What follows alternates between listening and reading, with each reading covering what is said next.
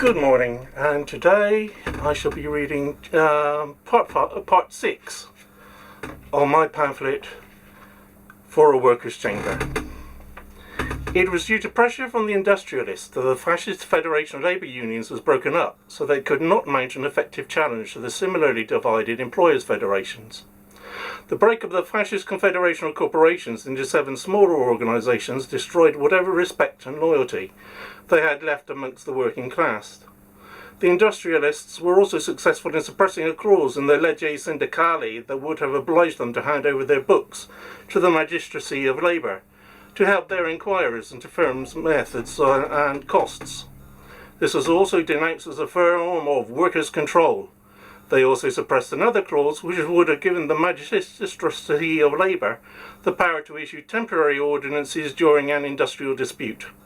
This allowed employers to withhold pay and dismiss workers until the final settlement of the strike.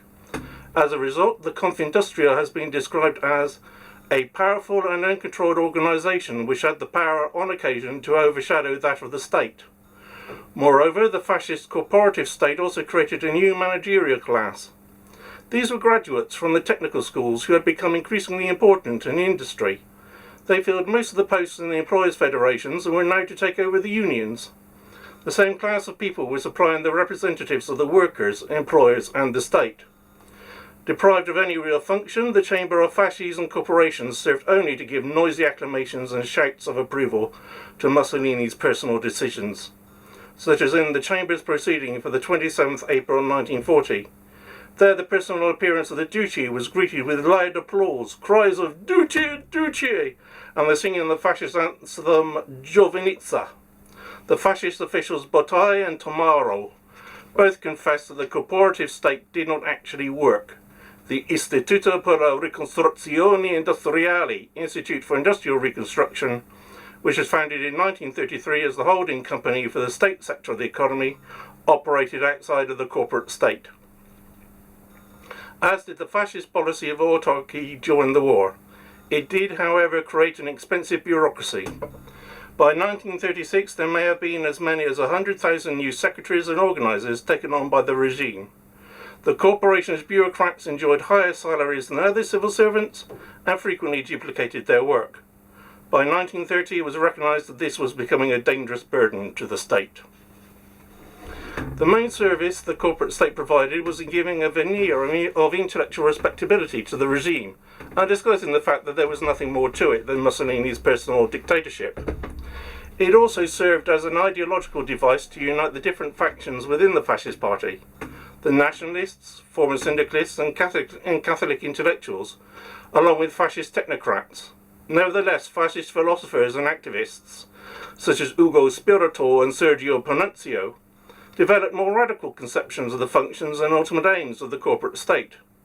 Spirito was a university professor who at various stages in his career taught at the universities of Genoa, Messina, Pisa and Rome.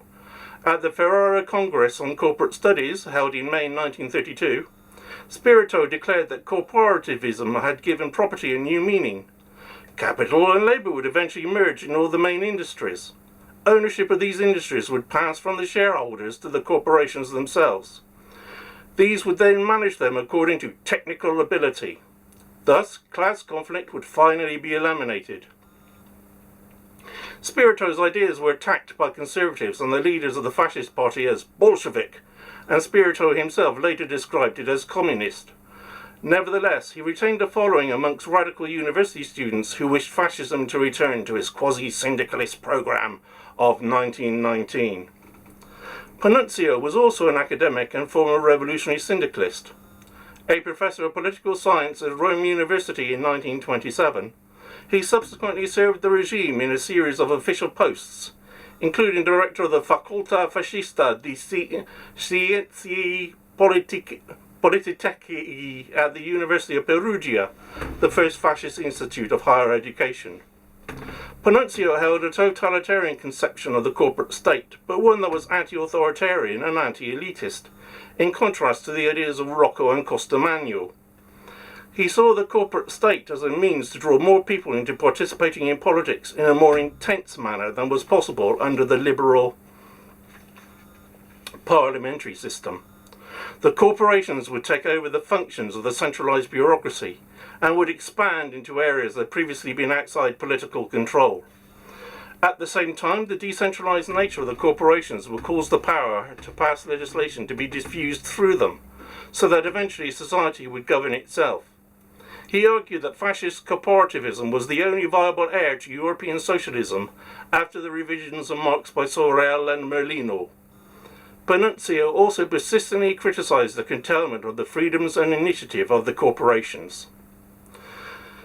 Mussolini's corporativist regime was also criticized by Angelo Olivetti, a former syndicalist who had published and edited the Syndicalist Review, Pagine Libere, from December 1906 to December 1911. He was one of the leaders of the formation of the Fascio Rivoluzionario d'Azione Internazionalista at the outbreaks of the First World War, and was one of the theorists responsible for the change from syndicalism to corporativism. He was initially suspicious of fascism due to his hostility to parliamentary politics and political parties, and only became a fascist publicist during the crisis provoked by the assassination of Matteotti, the leading anti-fascist intellectual in France in 1924. He wished to use the crisis as an opportunity to force fascism to abandon parliamentary politics to create the new corporatist state. He was appointed to the Commission of 15, set up to devise the new system of government, which would replace it. Like Panunzio, he also objected to the interference of the party and bureaucracy in the corporations, which prevented them from enjoying the spontaneity and freedom they required in his conception of the new system.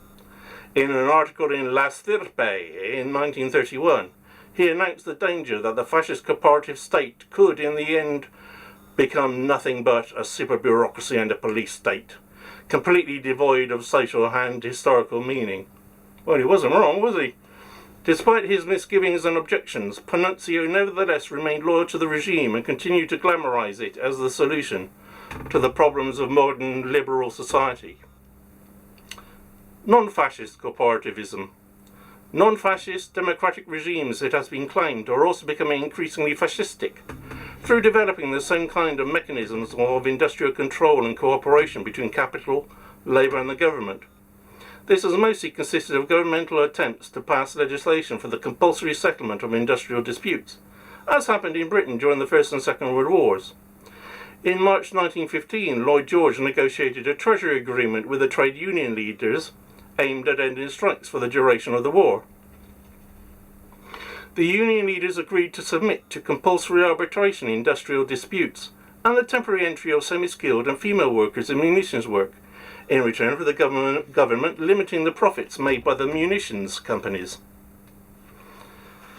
This was succeeded in 1919 by the Industrial Courts Act.